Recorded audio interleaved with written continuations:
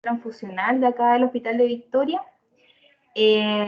Junto a mí se encuentra Paulina Pérez, que también ella es tecnólogo médico de acá de la unidad.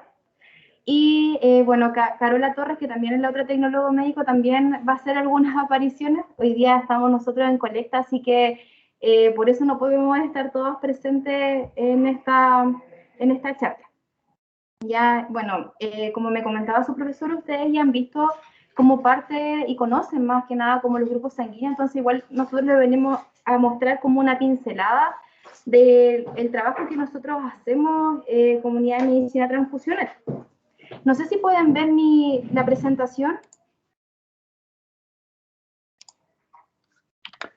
Sí, se ve. Sí, se ve.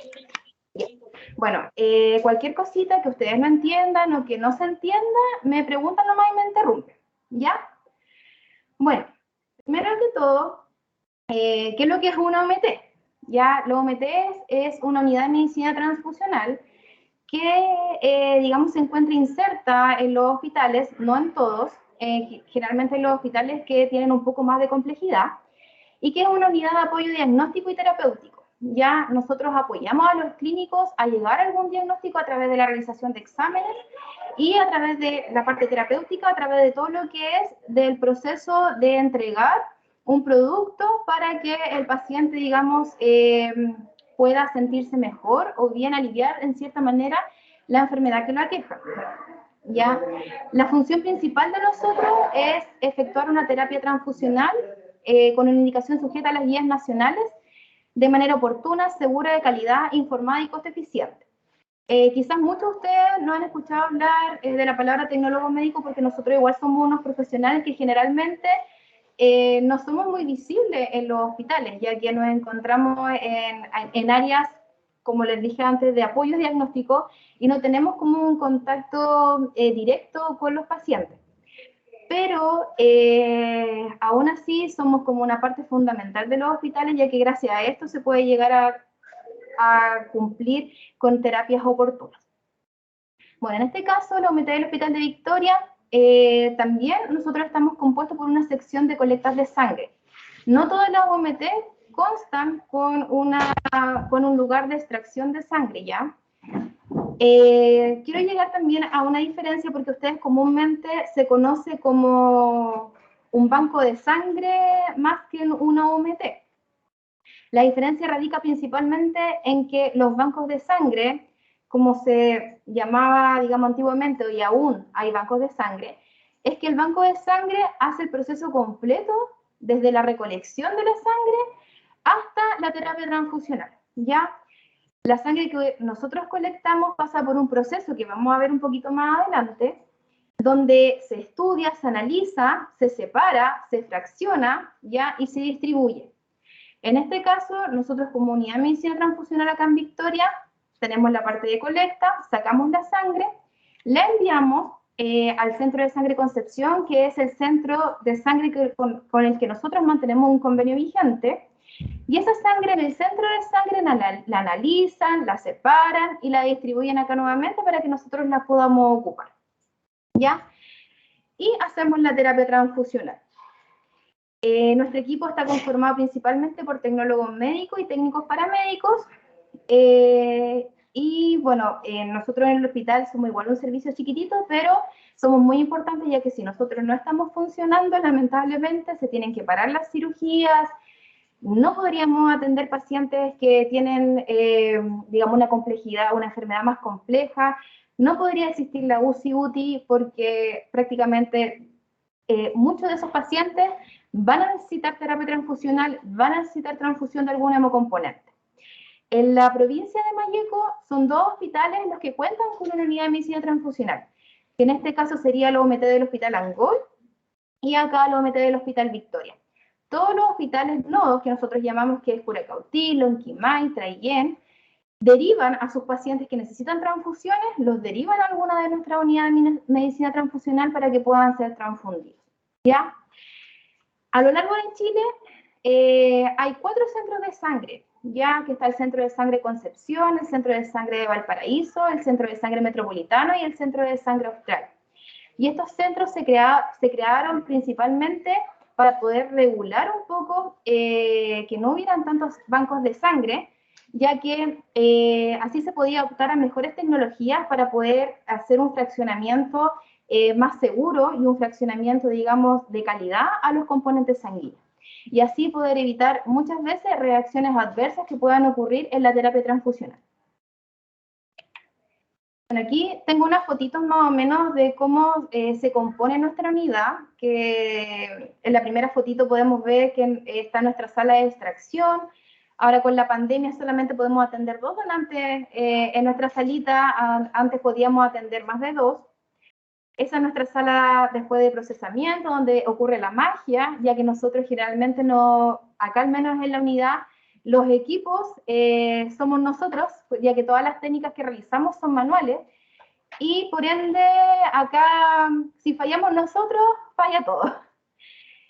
Tenemos nuestros refrigeradores donde hacemos la conservación de nuestras muestras. Nuestro refrigerador, este de acá, que tiene el 1 arriba, es nuestro refrigerador donde nosotros almacenamos nuestros glóbulos rojos. Y en la última fotito tenemos los freezer, que permanecen a una temperatura de menos 30 grados, donde nosotros hacemos el almacenamiento de plasma fresco congelado, de crioprecipitados, y el equipo que está al medio es nuestro equipo donde nosotros almacenamos las plaquetas, ya que esto, bueno, como no un video, es un equipo que está a temperatura ambiente y que tiene una agitación constante para poder conservar las plaquetas, ¿ya? Bueno, ustedes yo creo que esto ya también lo han visto, pero a modo como un poquito de introducción a lo que vamos a llegar, la sangre es un tejido, ya que recorre nuestro cuerpo. La transfusión de sangre se considera también como un trasplante, ya que nosotros estamos llevando un tejido de otra persona a otra persona que lo necesita. Está conformada principalmente por glóbulos rojos, glóbulos blancos, plaquetas y el plasma, que conlleva todo lo que es los factores de coagulación, algunas proteínas como la albúmina, etc. Dentro de las funciones principales de la sangre es el transporte, la regulación y protección.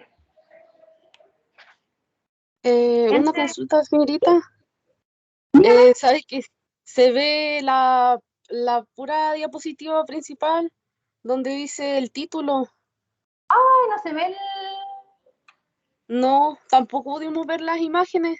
Se ve la primera diapositiva nomás. ¿Y ahí tampoco?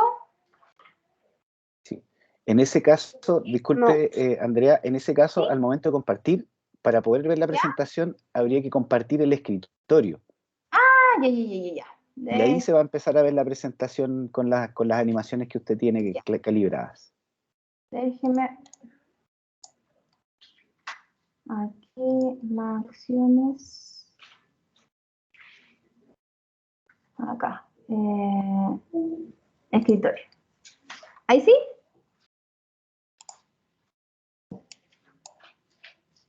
¿Se puede ver?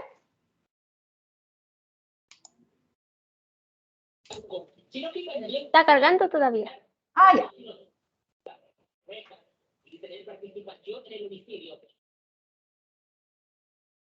Ustedes me avisan. Parece que ahora sí. ¿Ahora sí? Ahora sí se ve. Ya, ahí les muestro las fotitos. ¿Las pueden ver ahora?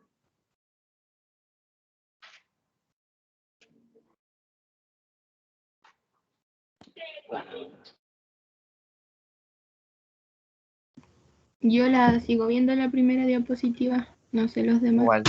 Yo igual. También. Sí. Igual. No, Andrea, lo lo otro que que puedo hacer es enviarle la presentación al profesor. sí, también. ¿Sí? Y lo otro que se puede hacer también, Andrea, para que usted misma la vaya controlando, es no verla como con F5, sino que irla viendo así. Como diapositiva. Claro. Y así usted la puede ir ¿Y controlando. ahí?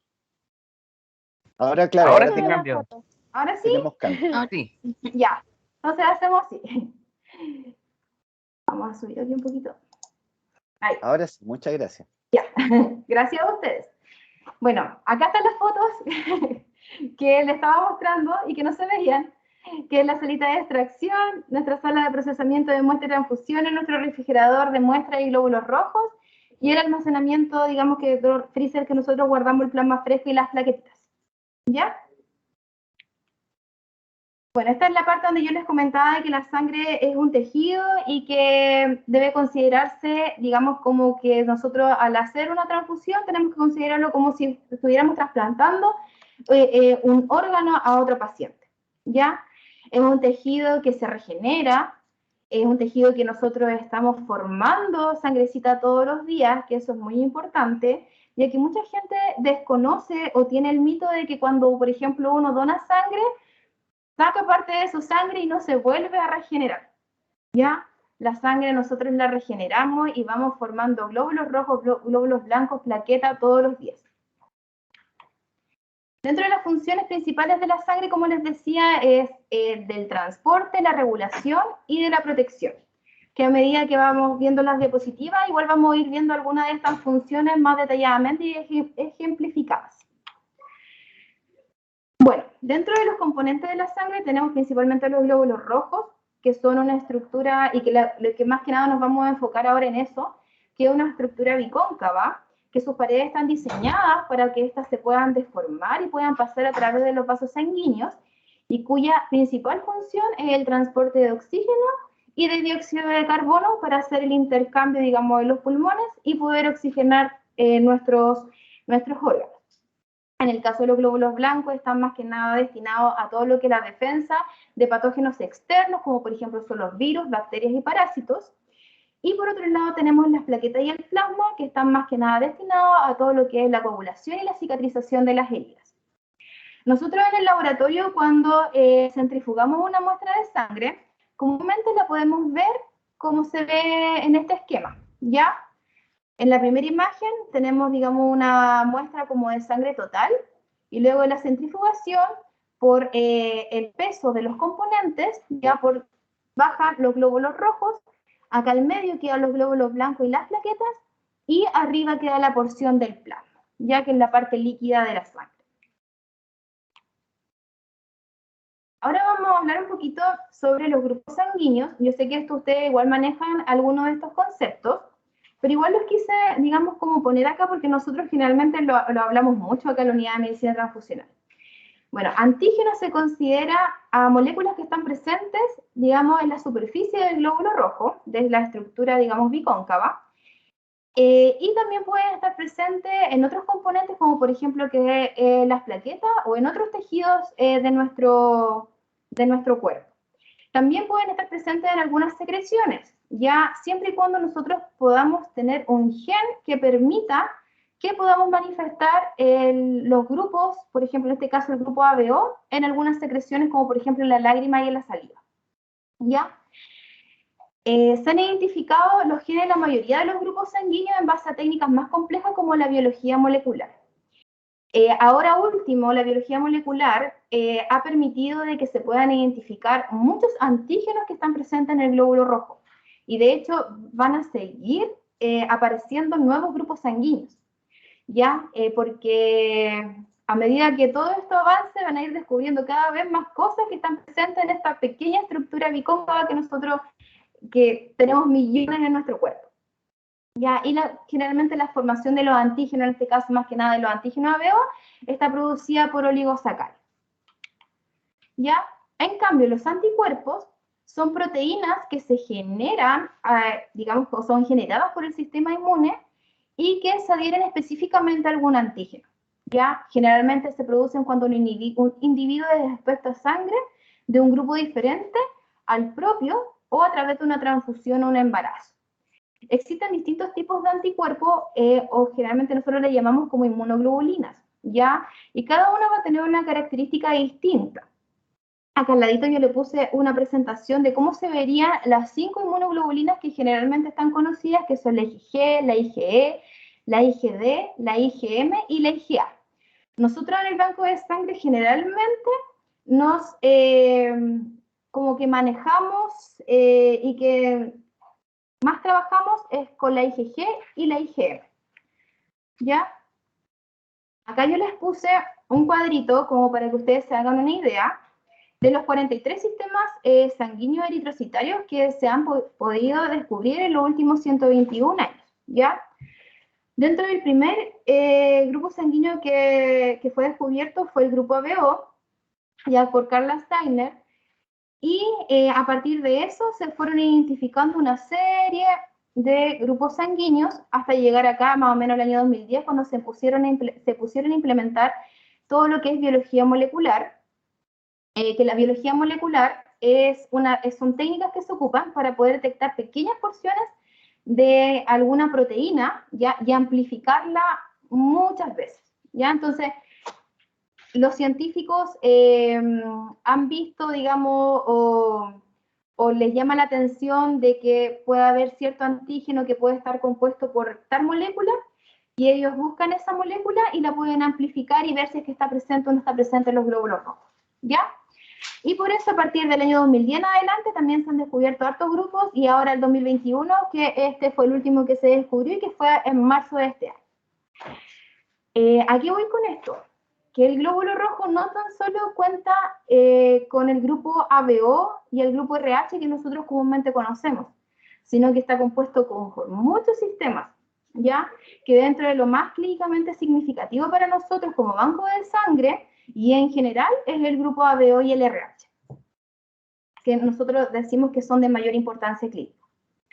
Es importante recalcar, bueno, aquí tengo una imagen de un glóbulo rojo, digamos, con su estructura biconvexa, y acá una parte, digamos, como de la membrana del glóbulo rojo.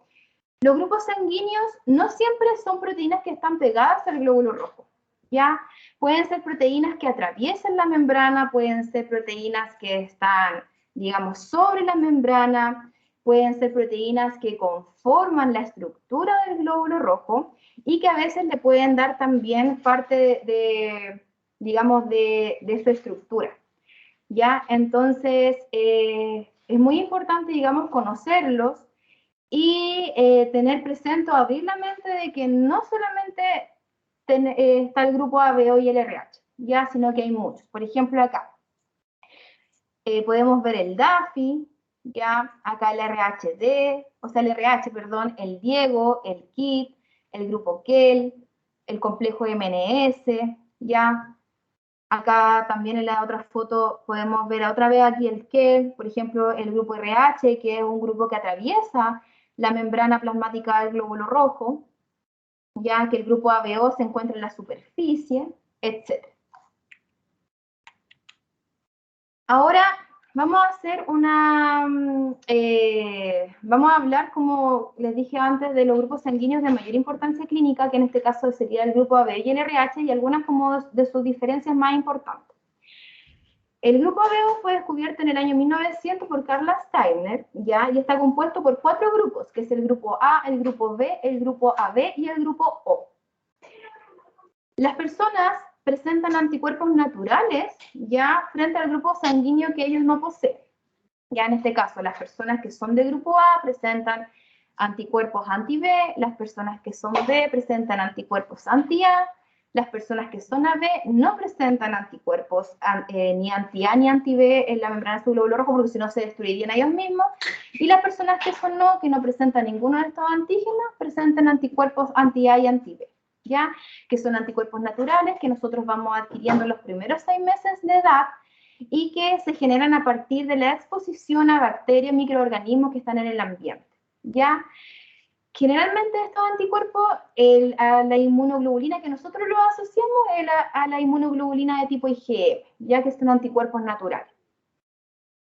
Los individuos del grupo O suelen llamarse donantes universales, ya que el glóbulo rojo no presenta ni en su superficie antígeno A ni antígeno B.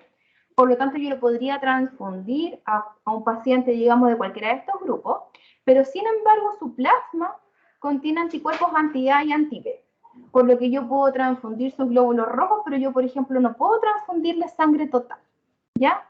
Por ejemplo, a un paciente que es B.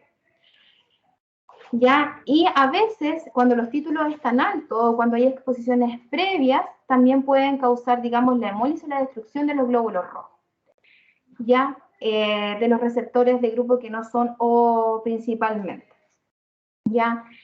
Nosotros, al menos acá en la unidad, previo a cualquier transfusión de sangre, siempre hacemos una clasificación de grupo ABO, ya tanto del, digamos en este caso del receptor, porque las bolsas de nosotros nos llegan clasificadas, pero nosotros las volvemos a reclasificar acá en la unidad. Y siempre enviamos bolsas que son ABO compatibles, ¿ya? Cuando uno transfunde sangre que no es ABO compatible, inmediatamente puede provocar una anemia hemolítica en la persona, en el receptor de esa sangre. Ya que, ¿qué quiere decir? Que el receptor comienza a destruir los glóbulos rojos que se le están transfundiendo porque los reconoce como extraños, porque posee estos anticuerpos naturales, ¿ya? En cambio, el grupo RH fue descubierto un poco después que el grupo ABO, que generalmente tiene su origen con Levine y Estenson, aquí también dio su aporte Carl Steiner un poco años después, y en realidad todavía se está estudiando parte del antígeno RH, ¿ya? El antígeno RH está compuesto principalmente por 5 antígenos, ¿ya? Que pueden ser positivos o negativos. Acá tenemos el antígeno C mayúscula, el C minúscula, el antígeno D, el antígeno E mayúscula y el antígeno E minúscula. Dentro del principal y el que nosotros estudiamos acá en la unidad de medicina transfusional y en casi todos los bancos de sangre, es el antígeno D, ¿ya? Y no sé si alguno se ha hecho alguna vez algún grupo sanguíneo que cuando le entregan el grupo, dice el grupo ABO y abajo dice RHD si es que es positivo o negativo. Ya, porque ese es el principal que se estudia y es lo principal que se hace para ver la compatibilidad de RH. Ya, el RHD es el más importante en la práctica clínica, puede causar reacciones hemolíticas, sobre todo en los recién nacidos, cuando la sangre, digamos, de la mamá, del RH de la mamá no es compatible con el RH del bebé. Bueno, alrededor del 95% de la población chilena es RH positivo. En Europa se ve el porcentaje de RH positivo es un poco menor y hay harta gente mucha más gente que es RH negativo. ¿Ya? Los anticuerpos RHD solo están presentes en los individuos que son RHD negativos y se generan por alguna exposición previa al antígeno D. Aquí una gran diferencia con el antígeno ABO, que ellos generan anticuerpos naturales. Acá en el caso del grupo RH, una persona que es RHD negativa no genera anticuerpos naturales frente al RH. Tiene que estar expuesto previamente al antígeno para poder generar los anticuerpos, ¿ya? Y esto generalmente se puede ver en individuos que son RHD negativos, que son transfundidos con unidades que son RHD positivas, o en el caso, por ejemplo, de las embarazadas, que son RHD negativos y que su guagüita es RHD positivo, ¿ya? Generalmente los anticuerpos que se generan a partir de esta exposición son de tipo IgG, ¿ya? La característica principal de los antígenos IgG es que su rango de temperatura de acción es nuestra temperatura corporal, ya que son los 36,5, 37 grados. Y a esa temperatura pueden producir la hemólisis o la destrucción de los glóbulos rojos. No sé si ustedes han escuchado que a veces las guaguitas se ponen amarillas, ya cuando nacen. Muchas veces puede ser por una incompatibilidad ABO, ya porque la mamá es de un grupo ABO distinto al del bebé, pero sobre todo en el caso de que las mujeres que son RHD negativas le hacen un estudio muy exhaustivo durante el embarazo para evitar, digamos, la inmunización de la mamá para que pueda causar un daño mayor en el recién nacido y que pueda hacer una destrucción acelerada al momento de nacer. Ahora yo les voy a mostrar una imagen que es cómo se vería representado más que nada por una técnica que nosotros tenemos, que es la técnica lámina, que es la que comúnmente todos conocen y yo creo que a lo mejor ustedes igual la podrían haber hecho en el colegio, que es para poder determinar los grupos sanguíneos. Ya es una técnica que se ocupa una placa de vidrio, que nosotros tenemos distintos antisueros, tenemos antisueros anti-A, anti-B, anti-AB y anti-RHD, para poder saber el grupo de las personas. ¿Ya? Esta técnica es una técnica de aglutinación, es una técnica que cuando el resultado es positivo, cuando está presente el antígeno que se anda buscando, los glóbulos rojos se aglutinan y forman una imagen similar a esta. Cuando el antígeno no está presente, no hay aglutinación y por ende se ve, digamos, como la sangrecita dispersa en digamos, en el antisuero y no forma ningún tipo de reacción.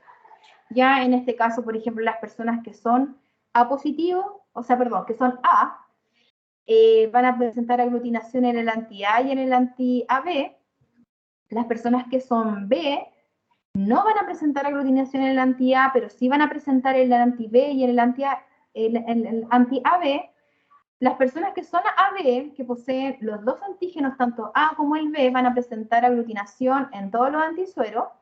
Y en cambio las personas que son no, como no van a presentar un antígeno, digamos, del grupo A al antígeno B en la superficie de su glóbulo rojo, no se va a demostrar aglutinación.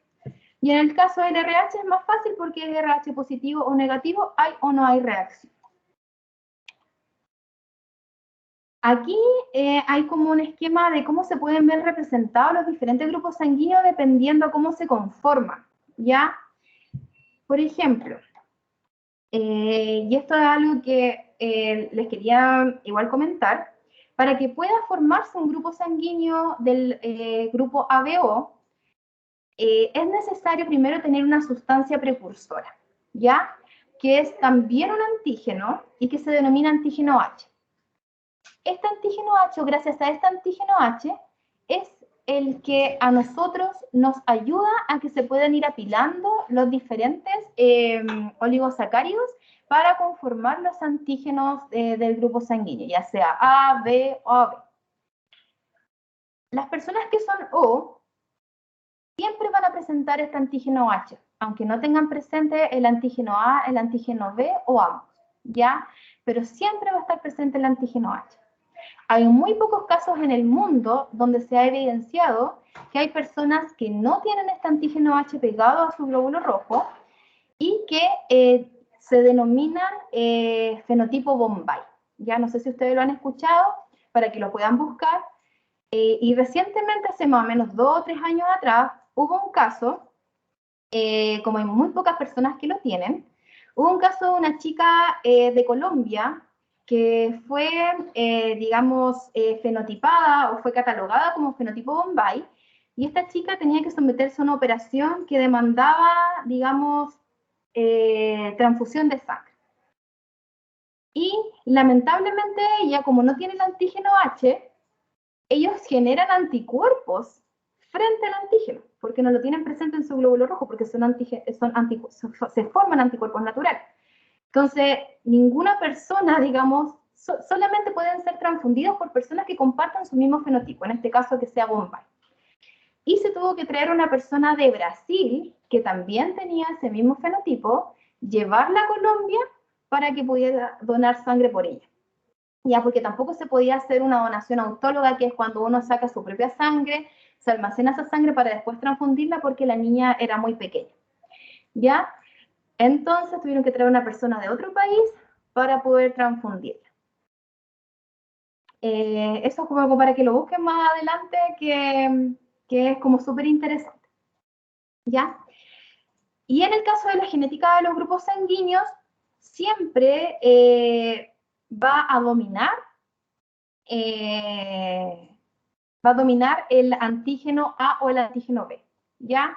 Por ejemplo, si tenemos dos personas que son recesivas, una persona, por ejemplo, que tenga BO en sus genes y AO en sus genes, tiene un 25% de probabilidad de ser AB, un 25% de probabilidad de ser B, de ser A y el otro O.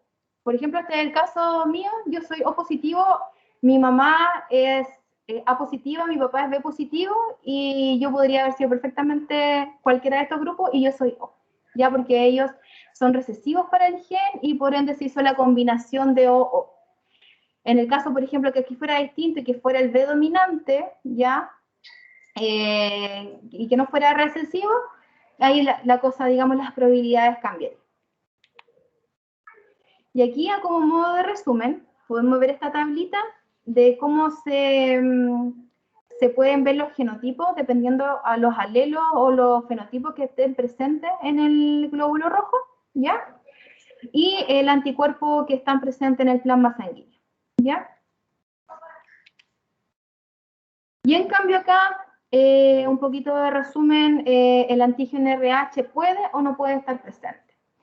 Aquí también quiero hacer un énfasis de que ustedes, yo creo que esto ya lo vieron, pero también les voy a dar un tip, que hay personas que son RHD positivos que se les denomina parciales o débiles, ¿ya?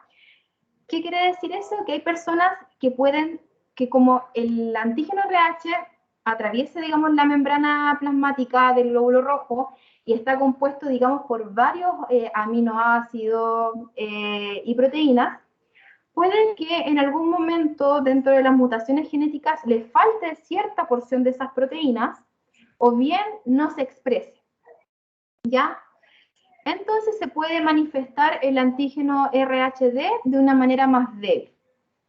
Generalmente se pueden observar en términos de laboratorio como RHD negativos, ya se pueden expresar así, pero al ser nosotros técnicas un poco más avanzadas para hacer la confirmación de eso, nosotros podemos detectar las personas que presentan, digamos, estos antígenos débiles o parciales de esta variante, ¿ya? Entonces, igual hay muchas personas que fueron antiguamente, cuando todavía nosotros no teníamos estas técnicas para poder diferenciar esto, que fueron catalogadas como RHD negativo y que ahora vienen a tomarse un grupo y nosotros le entregamos que son RHD negativo, pero que presentan estas porciones o estas variantes, ¿ya? Y hemos tenido mucho, bueno, ahora no nos pasa tanto, pero en su momento sí tuvimos harta gente que nos vino a preguntar de que por qué pasaba eso, y es prácticamente porque nosotros tenemos mejores técnicas para poder evidenciar estas subclases. ¿Ya? Y en el cambio acá, un poquito más que nada como la genética del grupo sanguíneo RH, lo más importante es que, por ejemplo, de un padre que es RHD negativo y una madre que es RHD negativo, es imposible que pueda salir un hijo que sea RHD positivo. Sí o sí tiene que ser negativo, ¿ya? Y al igual como lo vimos en la genética un poquito de los glóbulos rojos, también existe el 25% ahí de probabilidad de tener cada, digamos, factor. Ya en este caso es más probable sí tener un RHD positivo cuando en el caso del padre y la madre son recesivos. ¿Ya? Ahora vamos a hablar un poquito de lo que es la donación de sangre y de la importancia que tiene en Chile y en el mundo, ¿ya? Lamentablemente la sangre es un tejido que todavía no se puede fabricar de manera artificial.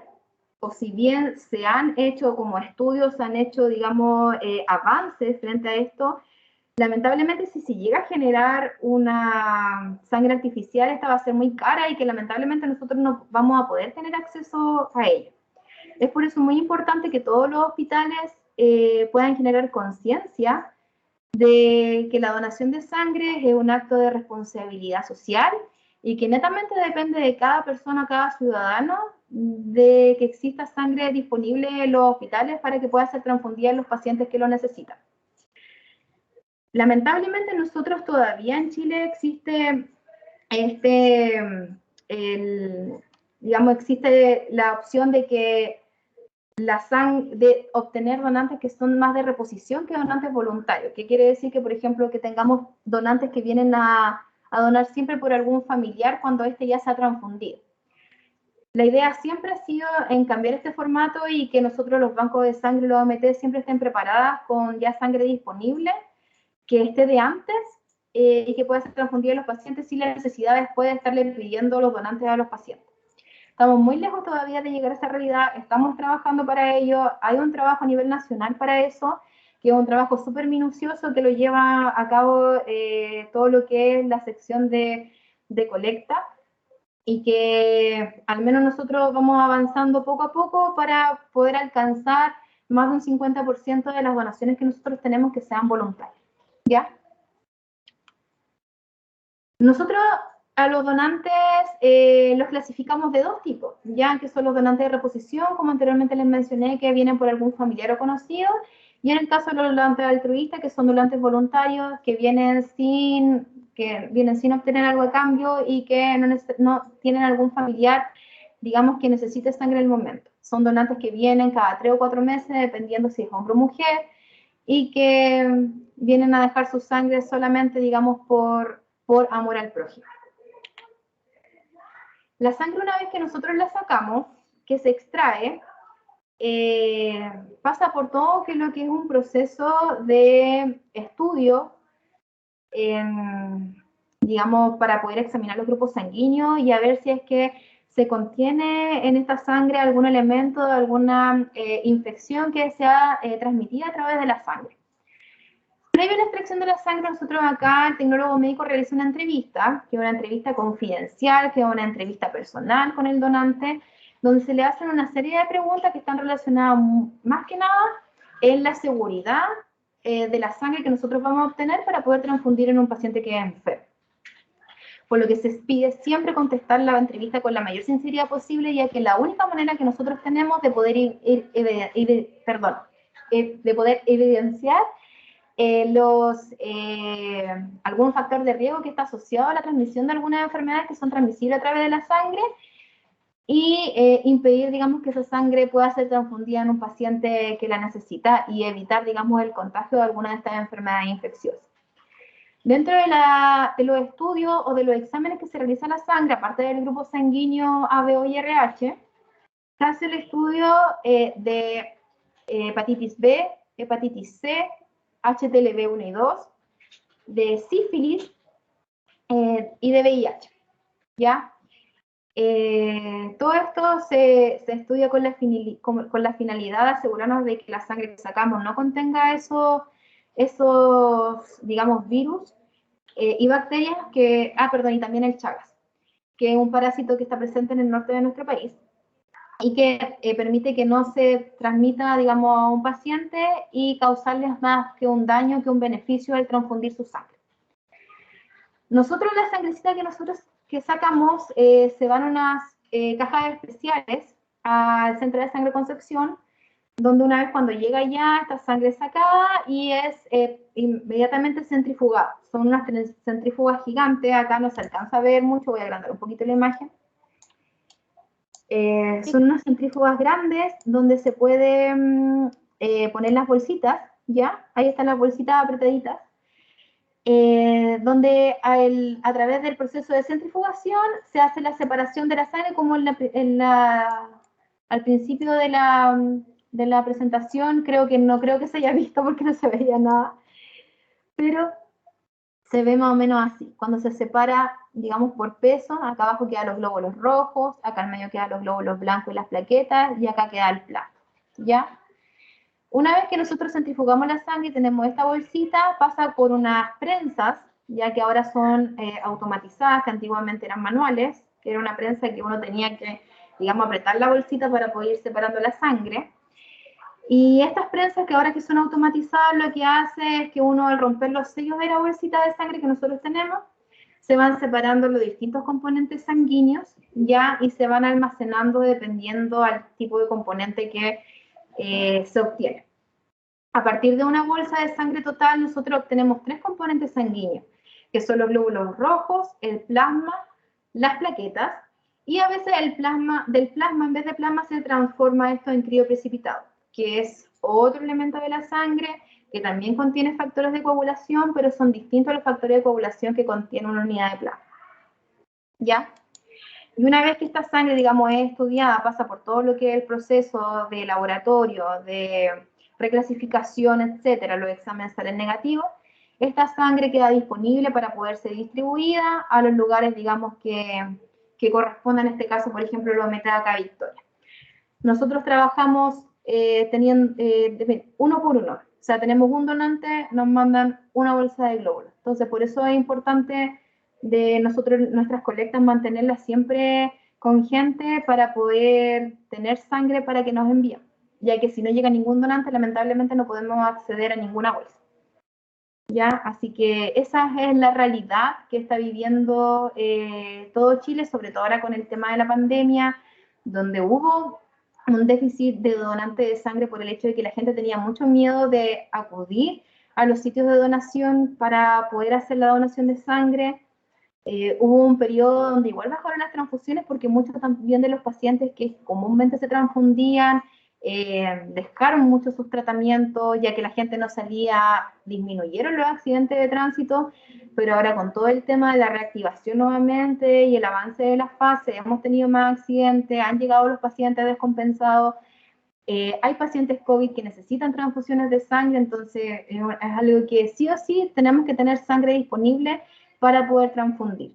Se dice que 8 de cada 10 personas a lo largo de su vida requieren, digamos, ya sea un amigo, un familiar, un pariente, algún conocido, requiere sangre, ¿ya? Entonces, no es un tema que está tan alejado de nosotros, que nosotros en cualquier momento de pasar a ser donante también podemos pasar a ser pacientes, y tenemos que ponernos en el lugar de que si nosotros fuéramos pacientes no nos gustaría esperar por una transfusión de sangre, ¿ya? Entonces, eso netamente depende de cada uno de nosotros.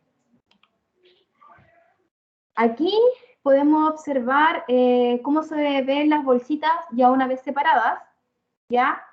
Acá arriba tenemos los glóbulos rojos, que son frecuentemente utilizados en las personas que tienen anemias, ¿ya? Que tienen hemorragias digestivas, personas politraumatizadas, etcétera.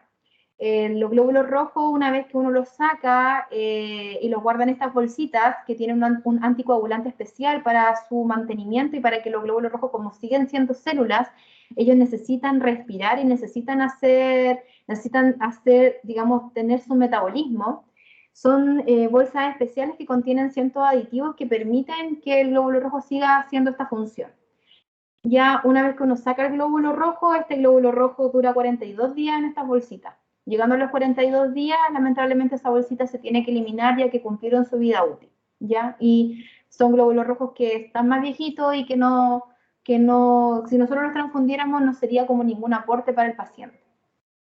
Acá los plasmas se utilizan principalmente para todo lo que tiene que ver con la coagulación, pacientes que tienen deficiencia de algunos factores de coagulación, pacientes que son alcohólicos, que tienen daño hepático. El hígado es el órgano que produce los principales factores de coagulación y por ende cualquier daño que ocurra en él se ve directamente relacionado con la producción de los factores de coagulación y por eso es que nosotros para que se puedan conservar estos factores de coagulación a lo largo del tiempo, estos plasmas se guardan por máximo un año en refrigeradores en freezer a una temperatura de menos 30 grados, ¿ya? A nosotros nos llegan como una piedra, ya nos llegan así como una piedra, los guardamos y antes de transfundirlo nosotros tenemos que pasar por un proceso de descongelamiento para poder transfundir a los pacientes. Y por este lado tenemos las plaquetas, que es el compuesto de menor volumen junto con los crioprecipitados, que como les dije, los crioprecipitados son un compuesto que se saca a partir del plasma. Y las plaquetas nosotros las almacenamos a temperatura ambiente. La plaqueta no es como una célula, digamos como una célula propia, sino que es un fragmento de célula y que ayuda principalmente a la hemostasia primaria, a todo lo que es la formación del tapón plaquetario. Las plaquetas tienen un periodo de duración o de viabilidad en la bolsita que nosotros sacamos que es de 5 días, por lo que es muy importante que nosotros siempre tengamos donantes de sangre para que podamos tener permanentemente plaquetas acá en nuestra unidad y poder ser transfundidas. ¿Ya? Y me parece que me faltó mucho decir a la temperatura que nosotros conservamos los glóbulos rojos, que es una temperatura de refrigeración que va de los 2 a los 8 grados Celsius. Todos los refrigeradores, freezer y agitador de plaquetas que nosotros tenemos acá están, digamos, con un control de temperatura constante cada 4 horas para impedir, digamos, cualquier falla en el almacenamiento y que implique, digamos, una futura pérdida de los componentes que nosotros tenemos. Bueno, como les dije antes, las personas que necesitan sangre son muchas. Los abuelitos, que es por un tema fisiológico, a medida que pasan los años, ellos dejan de producir, digamos, algunas hormonas, como por ejemplo la eritropoyetina, que es la encargada de la producción de los glóbulos rojos en la médula ósea, o tienen fallas renales, que la eritropoyetina se genera en el riñón, entonces no están generando glóbulos rojos como corresponden, generan un tipo de anemia, hay que transfundirlos. Las personas que son los grandes quemados, también tenemos que transfundirlo tanto con sangre, plasma, plaqueta.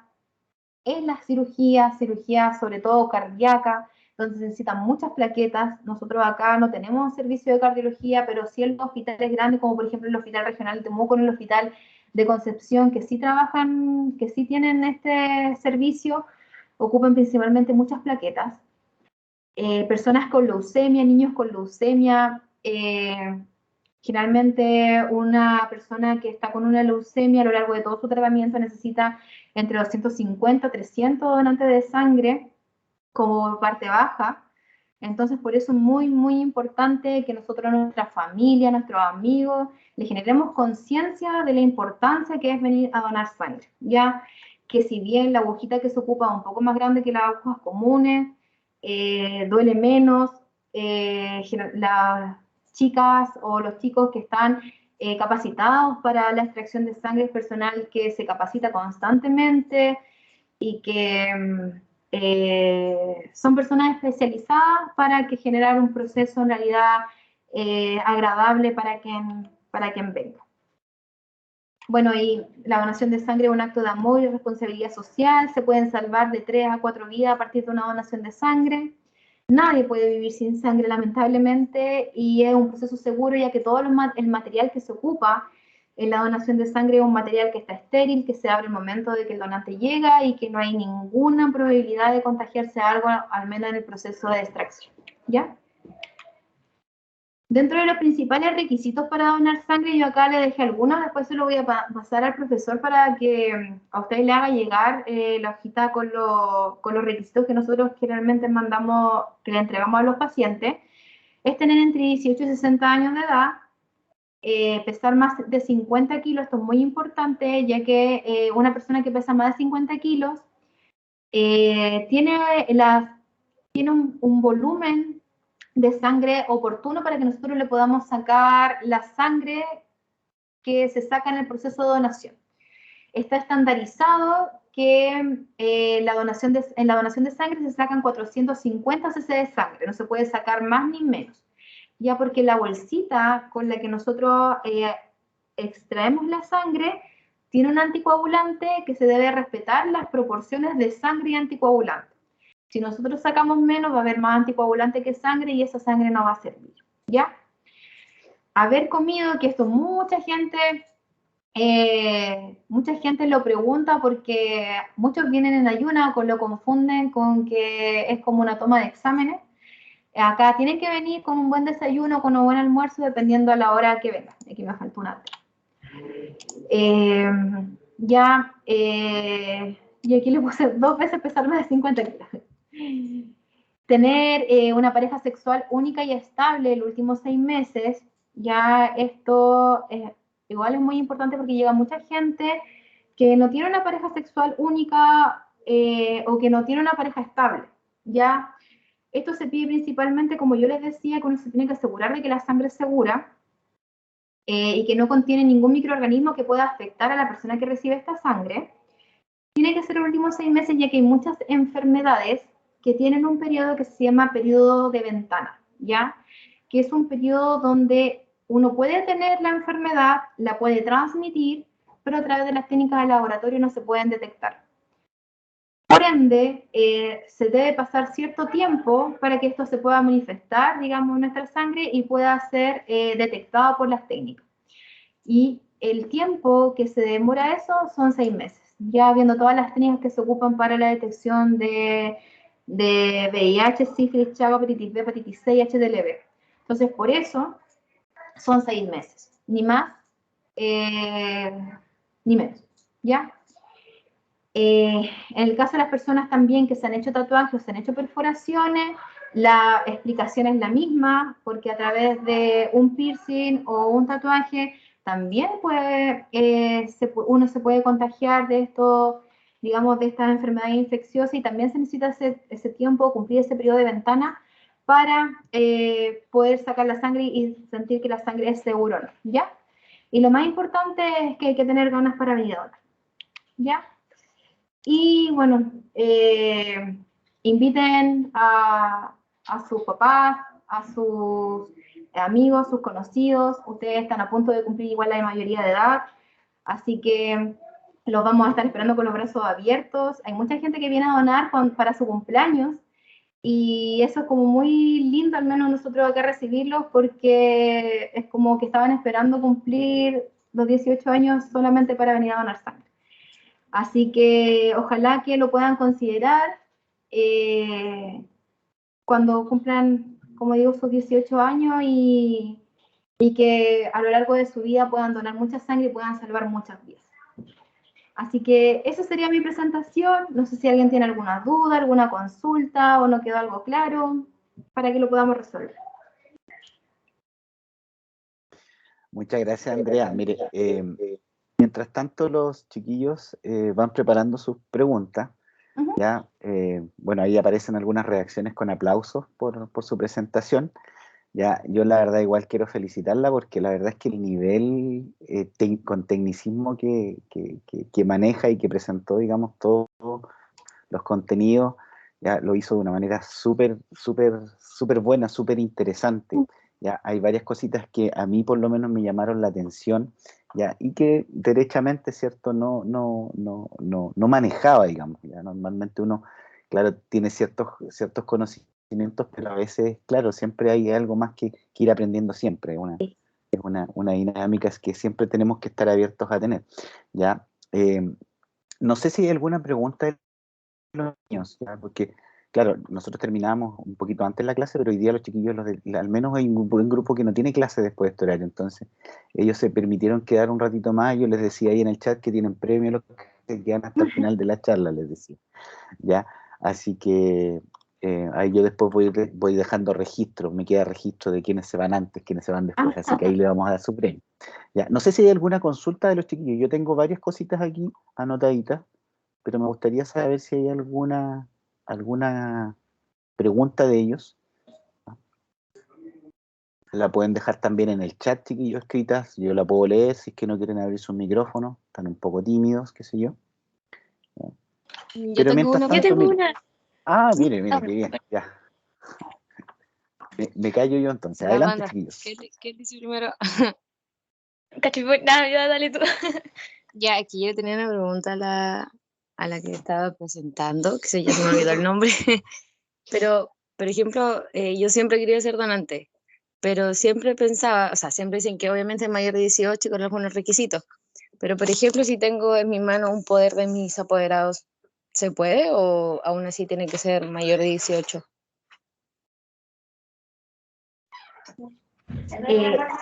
Sí, ahora la nueva normativa que enviaron se va a poder desde los 17 años en adelante con un poder simple, ya de los papás. Ah, ya, ok. ¿Y eso empezó a regir de este año? Nosotros tenemos que implementarlo acá en nuestra unidad, cambiar nuestros protocolos para poder implementarlo. Pero esperamos que pronto eso lo podamos hacer. Sí.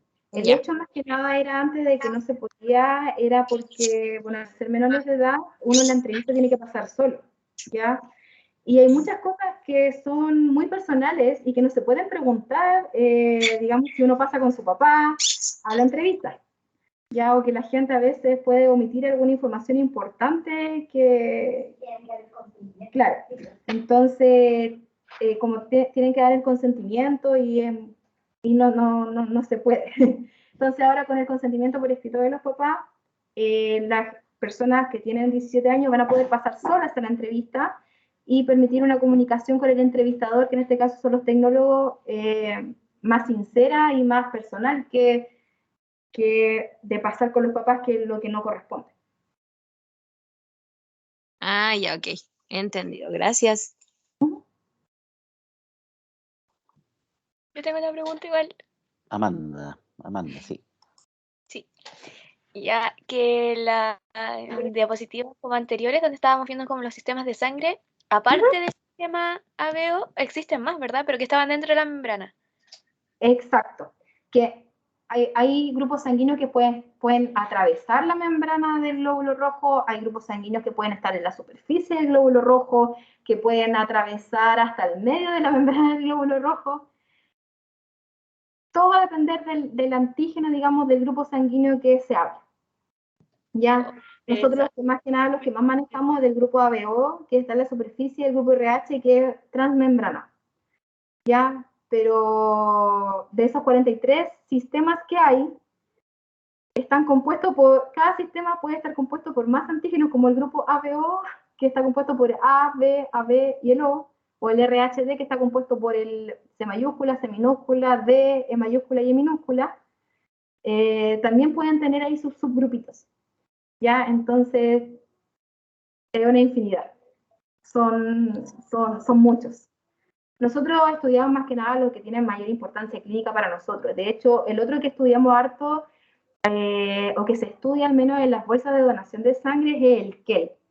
Ya, el antígeno KEL, que generalmente está ausente en la mayoría de la población chilena, pero que nosotros igual hay donantes que son KEL positivo y que esas bolsas las marcan como KEL positivo porque si yo le pongo una bolsita que es KEL positivo a una persona que es KEL negativo, esa persona va a reconocerlo como extraño, va a generar anticuerpos frente a ese antígeno, y si yo a futuro lo vuelvo a transfundir con una bolsa que es KEL positivo de otro donante, me va a hacer una reacción, ¿ya? Nosotros, previo a todas las transfusiones, sí o sí pasa, bueno, dependiendo del carácter de la transfusión, porque a veces tenemos transfusiones que son de tipo inmediato, que nosotros tenemos que estar con la bolsa en menos de 10 minutos, digamos, para transfundirle al paciente, que no tienen estudios pretransfusionales que nosotros le llamamos que son las pruebas de compatibilidad. Ya, nosotros, las bolsitas de los glóbulos rojos que tenemos, se les saca una colita que nosotros nos dejan, la bolsita viene con unas colitas, ya que son como de las mangueritas que salen a partir de la bolsa, y cruzamos esos glóbulos rojos que vamos a transfundir con el plasma del receptor, ya del paciente que vamos a transfundir, y vemos si es que hay algún tipo de reacción al momento de cruzarlos, ya. Si esa reacción es positiva, nosotros no podemos transfundir esa bolsa a un paciente. Ya, si es negativa, la transfusión puede ser segura y se va a transfundir.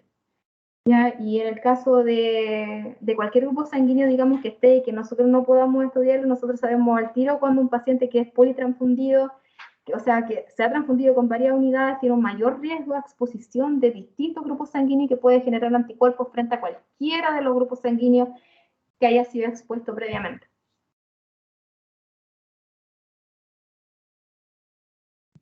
Muchas gracias, me quedó clarísimo. Súper. Bueno, a mí también me llamaba bastante la atención eso de los grupos sanguíneos que atravesaban la membrana a ciertos niveles, ¿ya? Yo la verdad es que eso no tenía, siendo bien franco, no tenía, digamos, manejo. Así que no, súper bien ahí. Sí, y hay otros que están en un papel estructural igual. Así que no recuerdo en este momento cuál es el nombre de cuál de los 40 y tantos, así que... Sí, yo creo que podríamos dedicar una clase completa, digamos, a ello. Tengo por ahí una pregunta también, Carla. Está levantando la mano. Sí, es que quería consultar cómo hacían para que la sangre se conserve, o sea, para poder hacer los trasplantes de sangre y así. Sí, las bolsitas que nosotros tenemos tienen un conservante. Ya tienen, por ejemplo, la bolsa, la que nosotros sacamos, aparte del anticoagulante que tiene, que impide que la sangre se coagule cuando se va sacando, tienen ese conservante que ayuda a que en este caso, por ejemplo, los glóbulos rojos puedan permanecer vivos, ¿ya? Y que puedan generar su función, que es el transporte del oxígeno. Gracias. Sí. De hecho, era una de las cosas que me llamaba la atención, porque claro, normalmente uno sabe que el cuerpo trabaja a 36,5 grados Celsius más o menos, entonces al momento de sacar la sangre, ahí usted respondía, ¿cierto? También de que la sangre la mantienen de los 2 a los 8 grados. Entonces, claro, ahí responde un poco a la pregunta de cómo la sangre se conserva, es decir, hay técnicas, digamos, de química que permiten, digamos, esa conservación. Claro, dependiendo del componente sanguíneo que nosotros tenemos, tiene distintas temperaturas de conservación. Y ahí eso también va a ser la durabilidad también del componente, por eso los plasmas duran un poco más, porque se almacenan a menos 30 grados. En cambio, las plaquetas, como se conservan a temperatura ambiente, el riesgo, por ejemplo, de las plaquetas de conservar la más vía, una, que van perdiendo su viabilidad o la capacidad de que éstas se puedan agregar al transfundir a un paciente, es el hecho de que se pueden contaminar con mayor facilidad al estar a temperatura ambiente, de adquirir algún, digamos, microorganismo y que pueda ser perjudicial en el caso, por ejemplo, de transfundir a un paciente con una plaqueta contaminada. ¿Ya? La contaminación bacteriana es una de las reacciones adversas que nosotros también están dentro de la medicina transfusional y que está asociada principalmente a las plaquetas.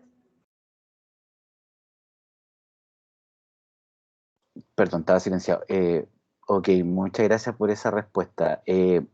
Ignacio, vamos con la última pregunta que tenía por ahí. Estaba levantando la manito. Sí, esta bolsa con sangre, ¿qué pasaría si contienen exceso de anticoagulante? Si tiene un exceso de anticoagulante, no se cumpliría la proporción que nosotros, digamos, necesitamos y por ende la sangre no nos serviría. ¿Ya? Y uno nota al tiro, por ejemplo, cuando hay donaciones que son frustras, que nos alcanza a completar con los 450 cc, porque nosotros, cuando nos llegan las bolsas, nosotros el centro de sangre, porque ellos se encargan, digamos, de todo lo que es el control de calidad, de cuál es el margen de volumen que se puede o no se puede sacar. Ya no es como que sean 450 de lleno, porque eso todo va a depender también de la cantidad de glóbulos rojos que nosotros tengamos, porque mientras más glóbulos rojos, la sangre es un poco más densa y por ende también es más pesada. ¿Ya? Entonces, hay cierto rango que nosotros debemos cumplir, que si es menos de ese rango, lamentablemente la cantidad, la proporción anticoagulante de sangre no se va a cumplir, la sangre va a estar más diluida y no sirve para transfundir. ¿Ya? Distinto en el caso de cuando nos pasamos o se pasa, cuando se saca más sangre de lo que se debería, que no tiene que pasar porque nosotros tenemos equipos que es una balanza agitadora. Cuando nosotros sacamos la sangrecita, es una balanza que va pesando también al mismo tiempo y va midiendo el flujo de sangre que va saliendo. Pero si llegara a pasar en algún momento, el anticoagulante va a ser muy poco para esa sangre y hay un mayor riesgo de que esa sangre se pueda coagular. Ya, por eso es importante cuando nosotros sacamos la sangre de un donante, siempre mezclarla, que se mezcle bien con el anticoagulante para evitar todos esos pormenores que pueden llevar, digamos, a perder una bolsa. Y no queremos eso porque no estamos en tiempos de estar perdiendo bolsas. Entiendo. Gracias. Muchas gracias por la pregunta. Bueno, y ya llegando como al final un poco, Andrea, agradecer, por supuesto, el tiempo. Sabemos que en el hospital durante estos últimos 2 años, ¿cierto?, han estado con muchísimo trabajo. Ya agradecer, como le digo, que se dé el tiempo de poder conversar con nuestros estudiantes.